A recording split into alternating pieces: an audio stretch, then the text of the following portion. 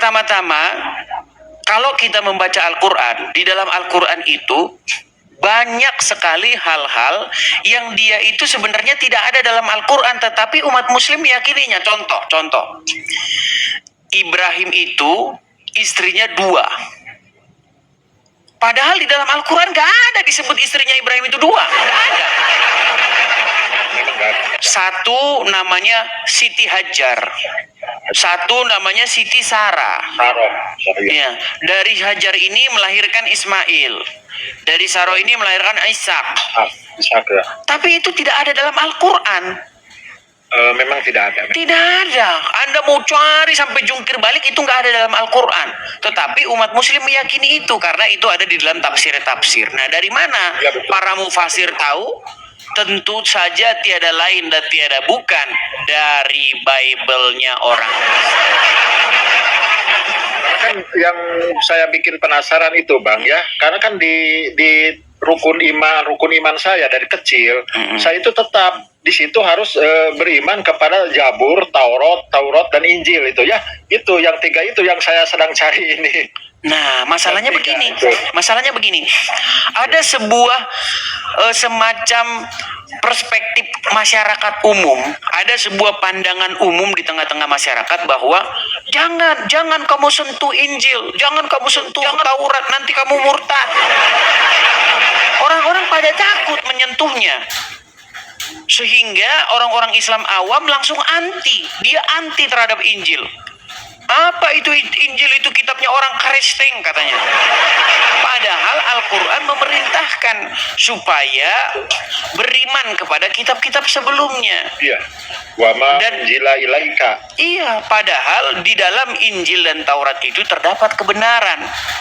Tapi karena orang Islam kebanyakan, saya nggak bilang semua, kebanyakan orang Islam itu dicekoki oleh ulamanya, dia malas membaca Al-Quran. Kalaupun baca Al-Quran cuma Arab-Arabnya doang, tapi tidak tahu artinya.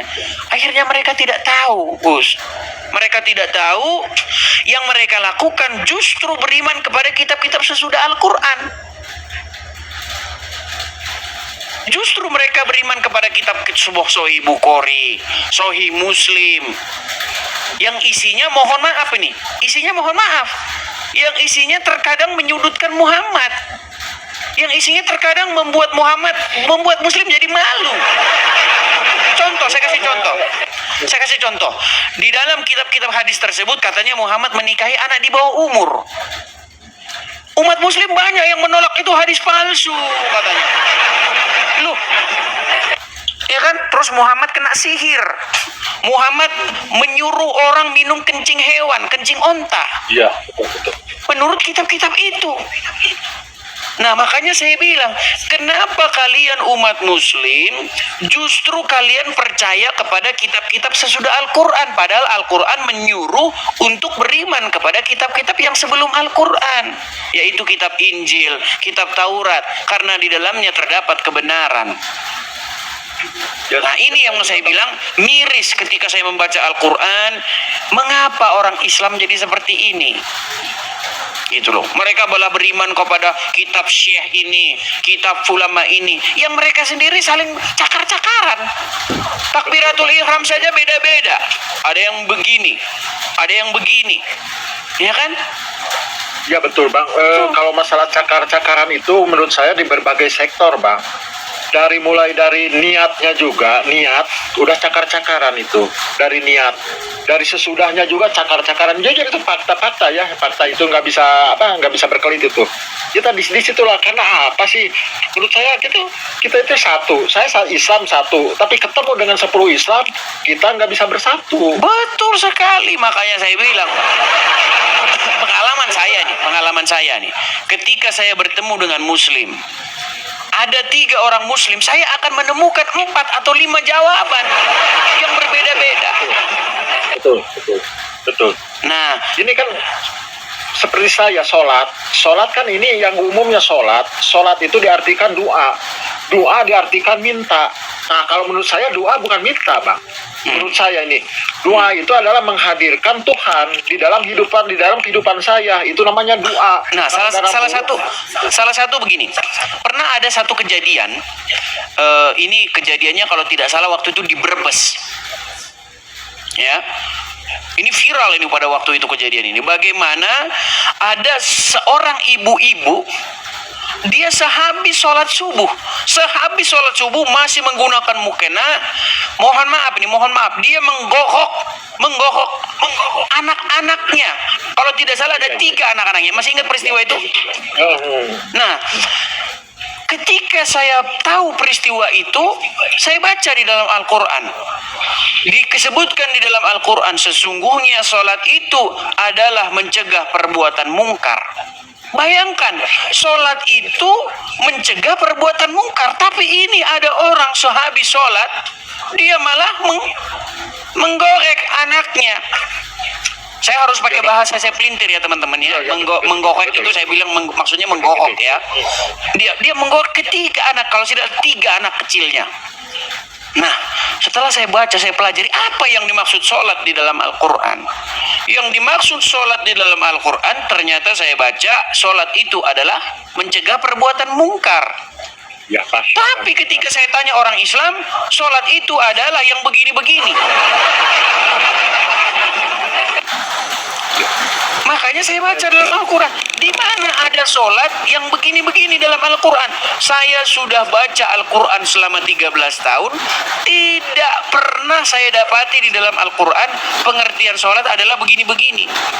Tak ada, kalau Al-Quran tak ada. Saya nggak ketemu, di mana ini, dari mana ini didapatkan. Seperti Ya, itu. Bang, ada sedikit juga yang saya tahu itu di dalam itu ya, seperti kata innallaha wa malaikatu shollu ala nabi, itu di situ menurut saya tafsirnya yang jadi prakteknya dikacau itu sebetulnya. Ya, Jadi ada yang mengartikan Allah dan malaikat berdoa kepada Nabi Muhammad. Bukan itu. Nah, makanya itu, Pak. Diartikan berdoa itu Nah, itu. Makanya bahkan begini Bang, bahkan ketika saya ngobrol dengan Muslim, saya tanya nih, kamu sholat persis seperti yang diajarkan Muhammad? Iya, karena ada dalam hadis disebutkan bahwa sholatlah kamu seperti kamu melihat saya sholat, katanya. Lalu saya periksa umat Muslim ketika sholat bagaimana. Nah, ternyata di dalam sholatnya itu orang Islam itu mengucapkan seperti ini, Assalamualaikum ya ayuhan nabiyu. Betul? Yang artinya salam sejahtera kepada engkau wahai Nabi. Nah, menjadi pertanyaan, apakah waktu Muhammad sholat dia mengucapkan seperti itu?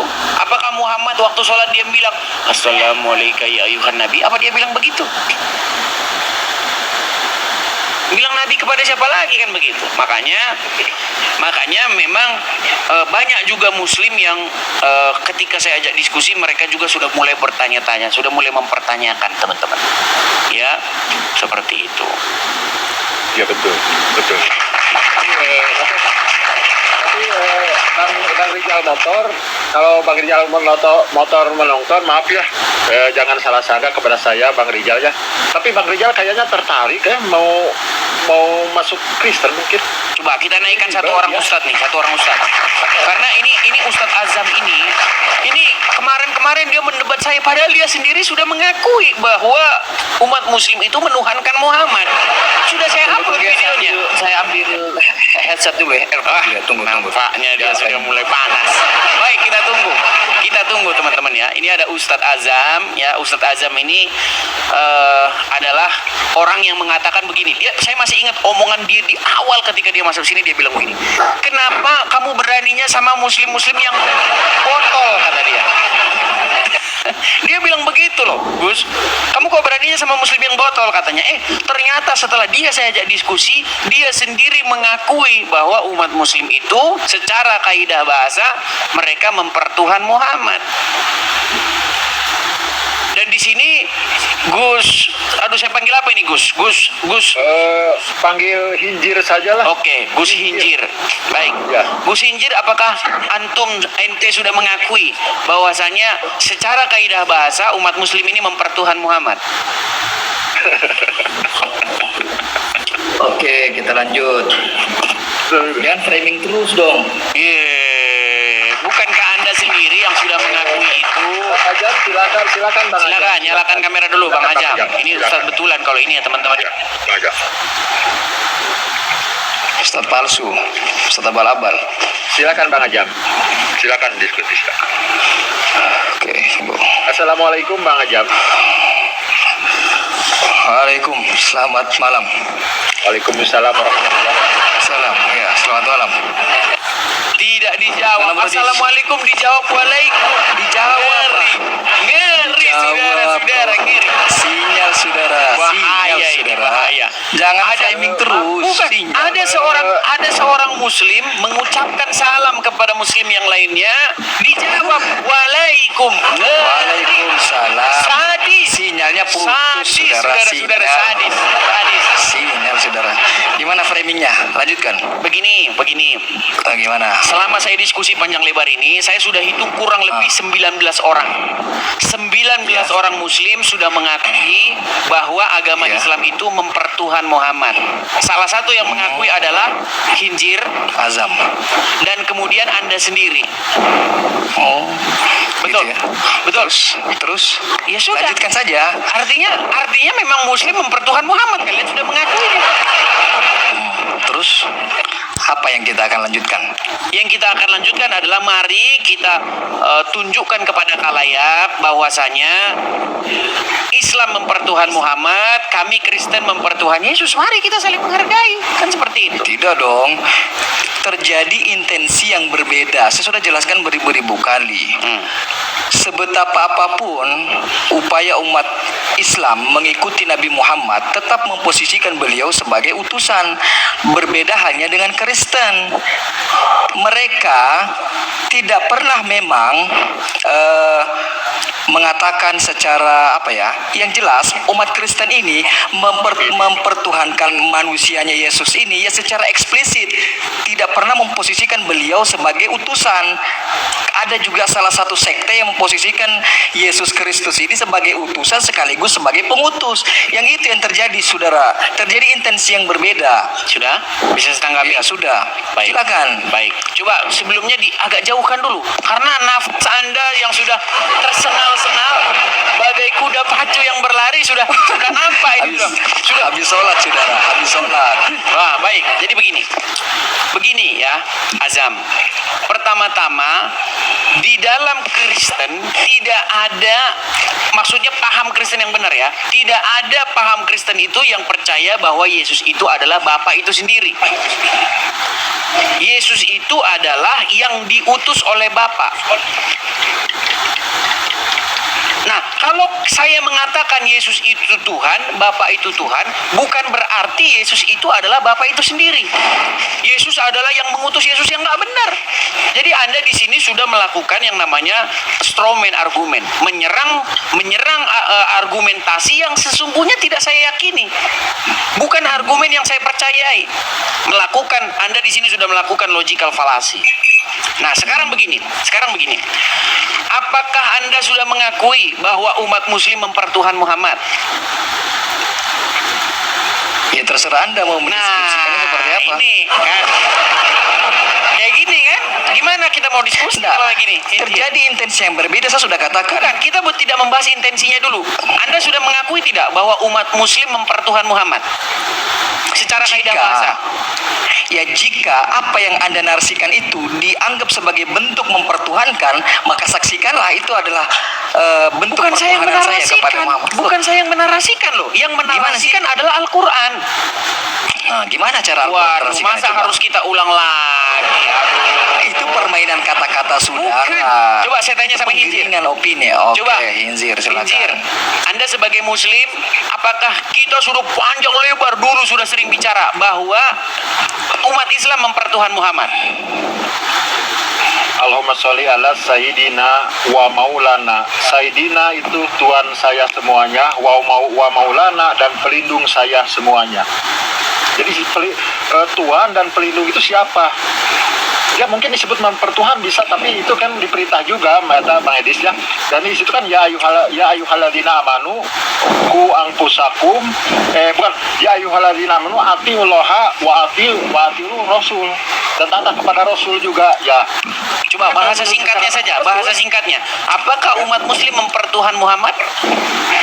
Mempertuhankan Muhammad secara bahasa ya merob itu kan ya, rob Tuhan. Tapi dalam Rob bahasa itu Tuhan. Rob, jadi Rob itu kalau ke baginda Nabi Muhammad jadi Sayyid, jadi Sayyidina wa maulana. Ya, coba itu dipertegas Tuhan. karena begini, saya melihat ada ketakutan, kekhawatiran dengan jamaah ini saudara-saudara.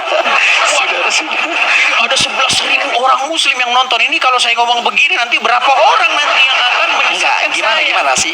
Saya kan sudah jelaskan terjadi intensi yang berbeda. Sebetapa Bukan, sebelum kekuatan umat begini, Bung Azam, sebelum kita Gimana sih? membahas intensi, sebelum kita membahas maksud dan tujuan, kita itu membahas apakah benar secara kaidah bahasa yang dinarasikan oleh Al-Quran umat muslim mempertuhan Muhammad. Kita jangan ulang lagi. Kemarin kan kita sudah panjang lebar bahas. Ada salah satu ayat di dalam surat Al-Ahzab. Surat Al-Jaziyah ayat yang ke-23. Apa dikatakan di situ? Mereka menuhankan hawa nafsunya. Nah, saya tanya kepada Bung Azam, jangan bilang narasi saya loh. Oke, lanjut. Saya bilang begini. Tidak. Lanjut, Bung Azam, cepat. menurut Al-Quran, apa pengertian mempertuhan? Bung Azam sudah menjawab. Mempertuhan adalah suatu kegiatan bagaimana Anda melakukan segala perintahnya dan menjauhi segala larangannya. Dengan Anda berbuat demikian, maka Anda itu mempertuhan itu. Nah, lalu saya bilang, lalu kalau orang melakukan apa yang diperintahkan hawa nafsunya dan melakukan apa yang dilarang hawa nafsunya, dengan bahasa lain mereka menaklukkan diri kepada hawa nafsunya, apakah itu mempertuhan? Bung Azam sudah menjawab, iya. Nah, jika seseorang menaklukkan diri kepada iblis, melakukan kehendak iblis, melakukan perintah iblis, menjauhi larangan iblis, apakah itu mempertuhan? Bung Azam sudah menjawab, iya.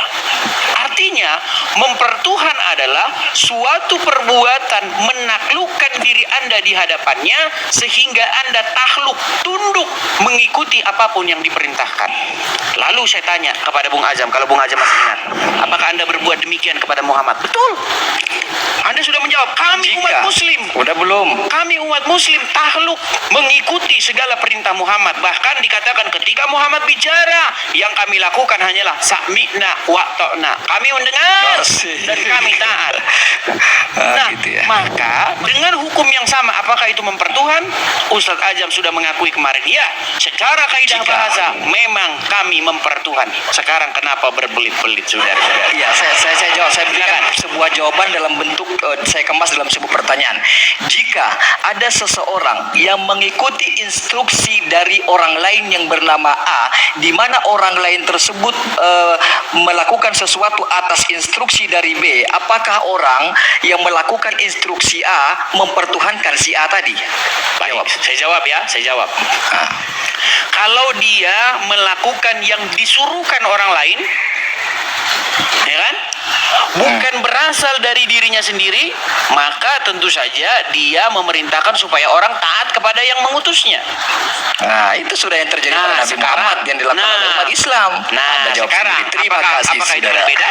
Baik, begini Ustadz Azam, di dalam Al-Quran tidak ada perintah untuk menciumi batu. Gak ada.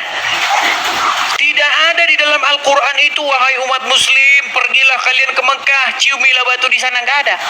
Itu murni perintah Muhammad. Tidak ada di sebentar. Tidak ada di dalam Al-Quran masuk kamar mandi pakai kaki kanan, keluar pakai kaki kiri. Tidak ada. Itu murni perintah Muhammad. Lalu kalau muslim ditanya, lalu dari mana Muhammad? Itu dari Allah, katanya. Loh, benar. Saya tanya, Saya tanya ini, Hinjir, apakah pernah Allah memerintahkan kepada Muhammad supaya kalau masuk pakai kamar mandi pakai kaki kanan, keluar pakai kaki kiri? Setahu saya, ya kalau Allah memerintahkan secara langsung, nggak tahu, tidak ada. Tidak ada. Itu adalah murni perintah Muhammad dan kalian patuh. Kalian patuh taat kepada seorang manusia yang bernama Muhammad. Pertanyaannya begini, ketika ada instruksi di dalam hadis Nabi Muhammad masuk WC pakai kaki kiri, ketika ada umat Islam yang masuk pakai kaki kanan, apakah berdosa? Tidak, saudara. Dulu di dalam Tidak Al-Quran, berdosa. di dalam Al-Quran barang siapa yang durhaka kepada Rasul, durhaka kepada Muhammad, dia durhaka kepada Allah gimana? Jadi sebuah perintah itu di dalam hadis ada yang sifatnya wajib ditaati, yang namanya hukumnya wajib. Ada yang sifatnya hanya sunnah, dianjurkan saja, ketika ditinggalkan tidak mengapa. Begitu cara menyikapinya, saudara. Sudah bisa saya tanggapi? Iya, silahkan. Oke, saudara. apakah sunat itu wajib? Sunat apa? Potong Kan? kuluk, potong kuluk. Enggak, potong kuluk. Ada sunnah, ada sunat. Baik, oke. Khitan itu wajib tidak? Potong kuluk. Sunnah hukumnya. Berarti boleh tidak sunat? Berarti boleh tidak khitan? Boleh aja nggak sunat, boleh aja. Boleh tidak khitan. Nggak akan masuk neraka orang yang